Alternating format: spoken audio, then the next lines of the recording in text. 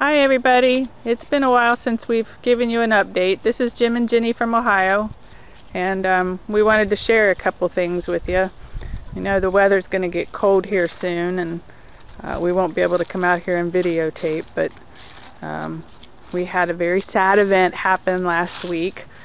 We only have 6 chickens, and a very big red-tailed hawk got one of our girls last week. So we went into protect our chickens mode, and we wanted to show you what we did.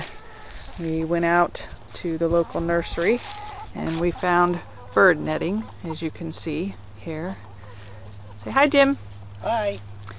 So we have probably, I'd say, 3/4 of the coop covered with this bird netting, but we had a open spot over here, and I did a little reading on the internet, and someone suggested fishing line. So the whole area around the tree here has a lot of fishing line, and you know, hawks have very keen eyesight, and I hope you can see the fishing line. We did it like in a spider pattern here. It goes from the tree out to the fence, and they won't fly into anything that they can't get out of. So the person that I read the post from said that they hadn't lost a chicken in 10 years since she did the fishing line. So we feel a lot better about them being protected now. And as you can see, we have the netting all the way back here too.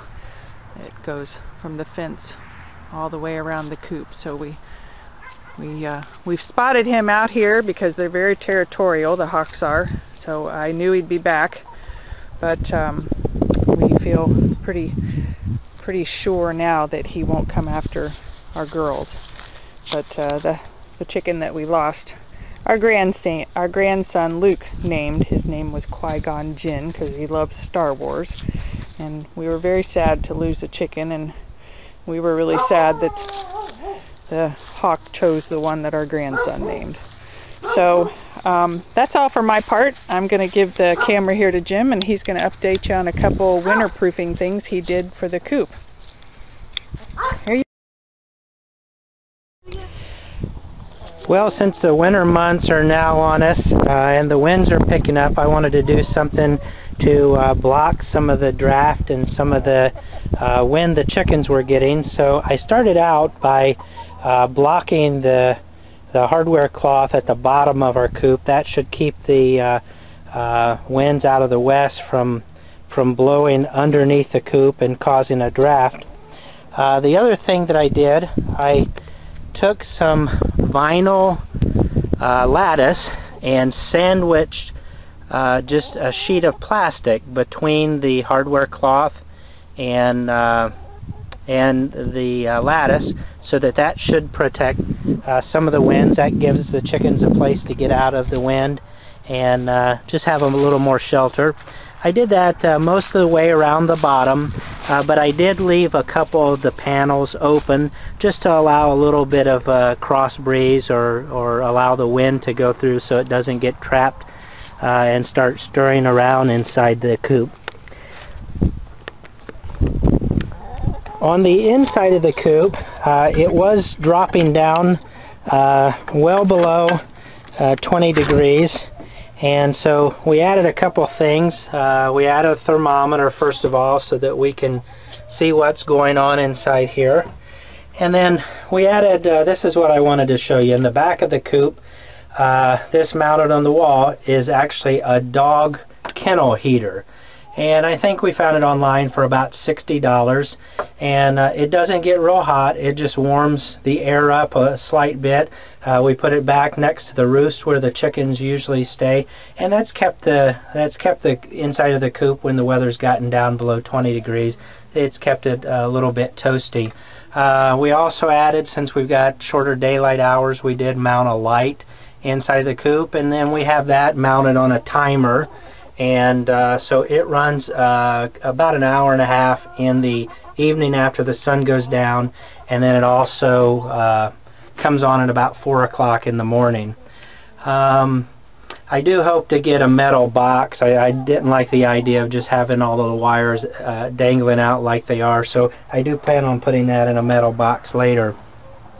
And then this is what we're doing to keep the water from freezing. The water canister is hanging on a chain so that the chickens don't climb on top and knock that over. But underneath our pot here is just a normal terracotta flower pot with the base of it turned upside down on top of it. But underneath this we just have a light bulb, and so we've got everything set up on actually this device right here, which is a temperature controlled plug. When the weather gets below freezing, that causes the power to go to both the dog kennel heater, and also it turns on the light bulb underneath the pot, and that keeps our water from freezing, so the chickens always have water available to them. But the light bulb that I decided to use is, I am using a compact fluorescent bulb under there, and I believe it's a 17-watt light bulb. So it does keep it warm, but it doesn't get overly hot. And I did check the power draw on the dog kennel heater, and that draws, whenever it kicks on, it draws about 80 watts. So that's not a huge power draw for the chickens, and it keeps them nice and comfortable out here. That's about all the updates that I have for now. I'll be sure to post some pictures on our website. So if you'd like more details about building this coop and some of the things that we've done to keep things running with the chickens, be sure to check out our website at informationcupboard.com. Thanks for watching, and we'll catch up with you later.